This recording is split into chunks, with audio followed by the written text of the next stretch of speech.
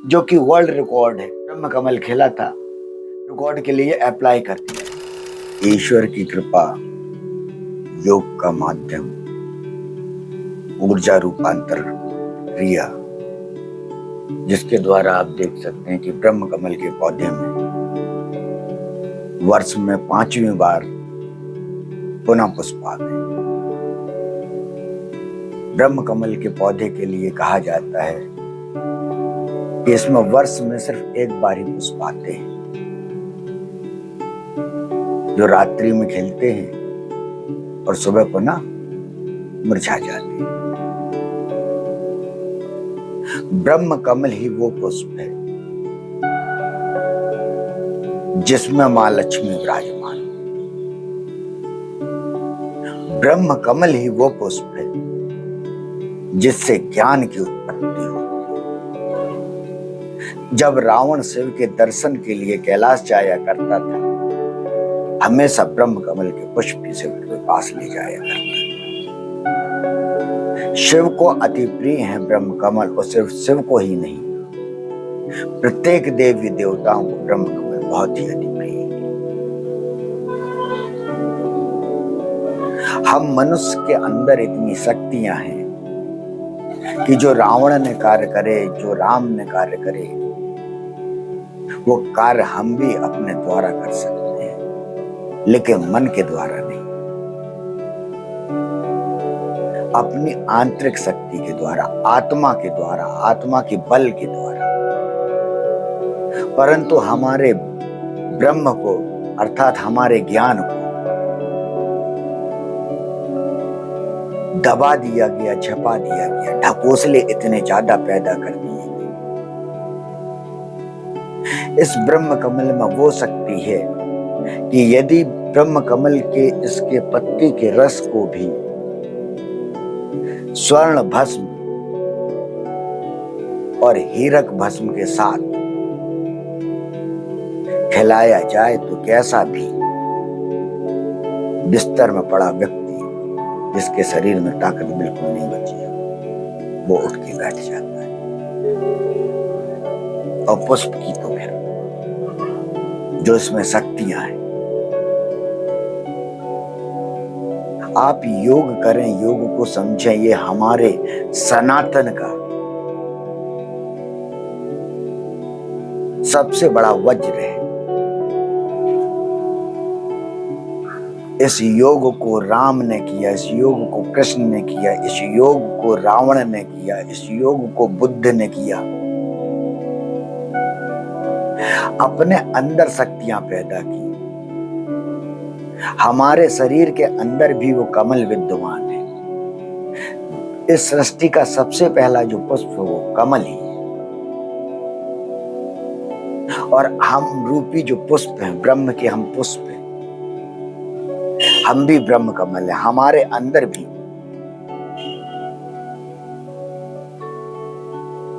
जितने भी हमारे चक्र होते हैं, उन सब में कमल ही होता है, जो हमें बाह्य आंखों से नहीं दिखा देता है। लेकिन जब आप योग के माध्यम से अपने चक्रों में पहुंचते हैं, अपने चक्रों को देखते हैं, तो आपको कमल की पंखुड़ियां साक्षात दिखाई देती, उनकी महक समझ में आती है। प्रत्येक मनुष्य में वो शक्ति है। वर्ष में 4 बार जब ब्रह्म कमल मैंने योग क्रिया की, नाटक किया, और इसी पेड़ में ही निरंतर 2-4 माह में पुष्प निकलने लगते थे। जैसे लास्ट जब मैं सनातन वेद यात्रा के लिए निकला था, तो ये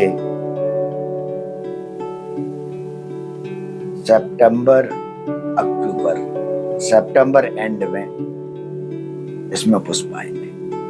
और ये देखिए नवंबर है, आज 22 नवंबर है, और कल आप इसे पुष्प खिला देखेंगे। तो योग रूपांतरण क्रिया, ये सबसे ज्यादा जो ब्रह्म कमल का पौधा है, ये सबसे ज्यादा सेंसिटिव होता है। ये हमारी योगिक क्रियाओं को, हमारे अंदर की क्रियाओं को जो आसपास इसके मनुष्य होंगे या जो भी इसके आसपास प्राणी होंगे, उसमें उसकी क्रियाएं आपको इसके अंदर दिखाई देने लगती। प्रत्येक मनुष्य को पहले ये नहीं संभव था कि पर्वतों से लाके या पहाड़ से लाके, कैलाश से लाके, उत्तराखंड से लाके प्रत्येक स्थान पे व्यक्ति लगा सके अपने यहाँ ये पशु, परंतु ये संभव है। आप अपने घर में लगाइए, प्रत्येक व्यक्ति को लिए लगाना चाहिए। इसके पुष्प को यदि आप सुखाकर और उसका चूर्ण को लेते हैं तो शरीर की अनेक व्याधियां नष्ट हो जाती हैं। यह है वो ब्रह्म कमल। ब्रह्म यानी ज्ञान, राम से लेके रावण तक का प्रिय। मनुष्य का जन्म होता है तो क्षण में हुई उसके हृदय में चैतन्य मन से होते हुए और चेतन मन से होते हुए, अंतर मन से होते हुए मस्तिष्क में चेतना प्रवेश करती है। वही जो प्रवेश करती है वही आत्मा। और जब किसी मनुष्य की मृत्यु हो जाती है तो फिर वही आत्मा, उसकी चेतना अपना मन से होते हुए, अंतर मन से होते हुए और चेतन मन से होते हुए, चैतन्य मन से भी होते हुए, दूसरे शरीर में अवचेतन मन से होते हुए, अंतर मन से होते हुए, मन से होते हुए मस्तिष्क में पहुंच जाती है। और यही क्रम हर जन्म में चलता रहता है। जितना भी ज्ञान है इस सृष्टि का, वो सब हमारे भीतर है। जितनी शरीर के अंदर उत्पन्न होने वाली व्याधियां हैं, वो सभी इन पेड़ पौधे पुष्पों के अंदर अंतर्गत है। इतने बड़े बड़े हॉस्पिटल बना दिए गए, होटल जैसे रूम, और यहां तक कि अब तो टीवी में इनका हॉस्पिटल का एड आता है। पहले तो शिक्षा का आता था, कॉलेज का आता था, स्कूल का आता था, अब हॉस्पिटल के भी एड आने लगे। हम प्राणी कितने मूर्ख बनते जा रहे हैं बाह्य जगत को देखते हुए, दिखावे को देखते हुए। भगवान क्या है, ईश्वर क्या है, राम ने किसको जाना, रावण ने किसको जाना, इस ब्रह्म को जाना, इस ब्रह्म को माना। आप उस आंतरिक शक्ति को जानिए तो जब मेरे जैसा प्राणी ब्रह्म कमल के पौधे में वर्ष में 4 से 5 बार ब्रह्म कमल खिलाने की क्षमता रखता है, जो कि वर्ल्ड रिकॉर्ड है। जब 4थी बार वर्ल्ड ब्रह्म कमल खिला था तब मैंने वर्ल्ड रिकॉर्ड के लिए अप्लाई कर दिया था, और उसके बाद फिर मैंने देखा भी नहीं। 5वीं बार पुनः खिलाया। ये योग रूपांतरण क्रिया है, प्रत्येक मनुष्य के अंदर ये विद्यमान है, और सिर्फ मनुष्य के अंदर ही है। इतनी योनि के बाद जो मनुष्य जन्म मिला है, उसका मुख्य कारण ही है ब्रह्म। क्योंकि ब्रह्म का ज्ञान सिर्फ प्राणी को ही संभव है, उस प्राणी को जिसको मनुष्य रूप प्राप्त हुआ हो। क्योंकि मनुष्य में ही ज्ञान लेने की क्षमता है। ज्ञान अर्थात ब्रह्म को लेने की क्षमता है। सृष्टि का उत्पत्ति का कर्ता बताया गया है, उत्पत्ति वो करता है। जब पुत्र की या पुत्री की आपके घर में उत्पत्ति होती है तो माँ बाप के द्वारा, पुरुष और स्त्री के द्वारा ही उत्पत्ति होती है। उस समय जब वो जीवाणु आता है तो उस समय ब्रह्म का रूप होता है, उस समय शून्यता होती है मन में।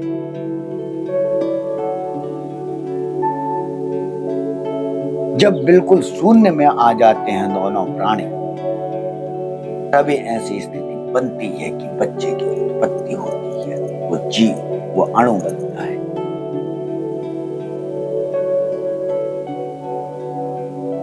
तो ब्रह्म वो शून्यता है, वो ज्ञान है जो आपके भीतर है। आप उस समय जो ओशो ने कहा था संभोग से समाधि में, उसके कहने का अर्थ यही था। उस शून्यता को जानो। जिस समय उस शून्यता को जान जाओगे, उस शून्यता को करते हो, पर उसमें ध्यान नहीं देते कि उस शून्यता में कितना मधुर आनंद आता है। और वो शून्यता जो क्षणिक है, अगर उस शून्यता को हम परमानेंट ले सके अपने शरीर में, अपने मन में, वही तो योग है। इस क्षणिक मजे के लिए आप अनेक क्रियाएं करते हैं, अगर वो मजा आपको परमानेंट ही आपके अंदर से प्राप्त हो सके, उस वीर क्रिया को आप जो स्खलित करते हैं, अगर आप उसे अपने अंदर ही उसे विस्फोटक रूप में प्रवाहित करें, तो वो ऊर्जा आपके अंदर नहीं आएगी और वो ही मजा आपको ध्यान में आने लगेगा। ध्यान में ही उतना ही मजा आता है जितना किसी प्राणी को संभोग के समय। ये है वास्तविक ज्ञान। और ये क्या है? यही ब्रह्म है। प्रत्येक प्राणी के अंदर क्षमता है कि वो अपने रोग को नष्ट कर सकता है। वैद्य की, डॉक्टर की तब उन्हें उस समय जरूरत होती थी जब शरीर कहीं से अंग भंग हो जाता था। आंतरिक रोग तो मनुष्य को स्वयं ही नष्ट करने चाहिए। पुरातन पुस्तकें आप देखिए ना, आप खोजिए, आप नए विज्ञान में चले गए, सभी चीज की भस्म है। स्वर्ण भस्म, अभ्रक भस्म, हीरा भस्म, सभी को शोधन करके बनाया जाता है। आज ऑनलाइन का जमाना है, आप सर्च करिए, आपको भस्म आज भी प्राप्त होगी।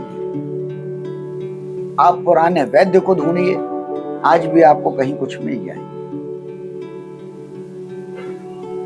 आज एक मेरे जानकारी में वैद्य जी हैं जो उत्तर प्रदेश के बांदा करवी जिले के, जो इन भस्मों का निर्माण करते हैं। इन भस्मों की जानकारी ही खत्म की जा रही है। इस ज्ञान को जो हमारे पुरातन वैदिक ज्ञान है, धीरे धीरे नष्ट करे जा रहे हैं। और इसका नष्टता कौन कर रहा है? हम स्वयं।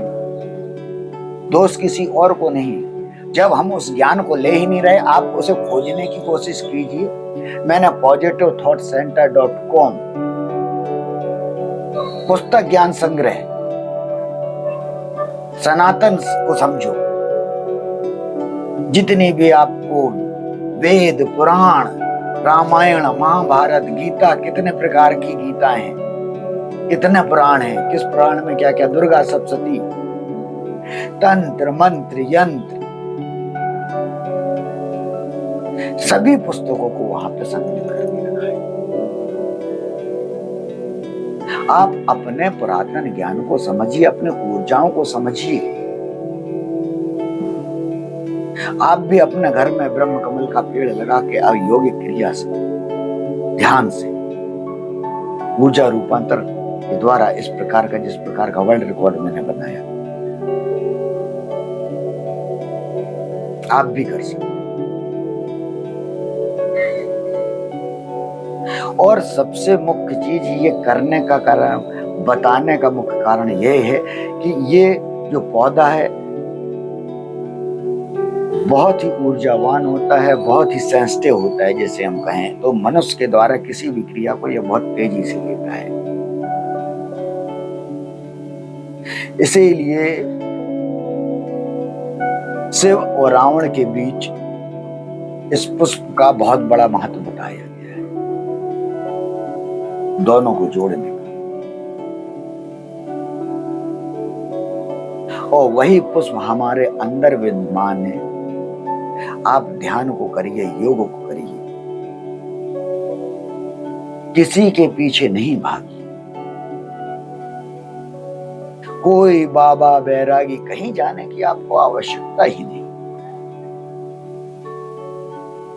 जितने ऋषि मुनि ज्ञानी हुए, आप ये बताइए किसके पीछे भागते हो?